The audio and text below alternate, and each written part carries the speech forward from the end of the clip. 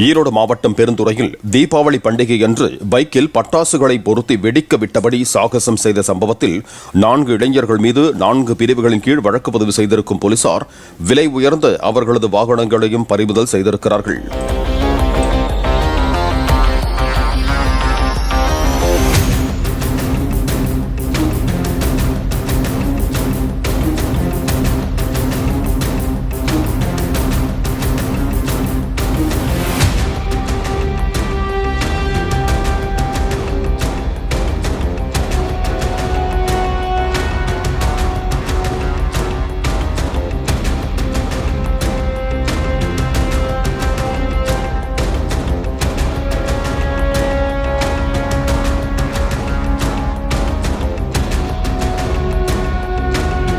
Play store மற்றும் app ஸ்டோரில் இருந்து பாலிமர் செயலியை QR கோடு மூலம் பதிவிறக்கம் செய்யுங்கள். செய்திகளை உடனுக்குடன் பெறுங்கள்.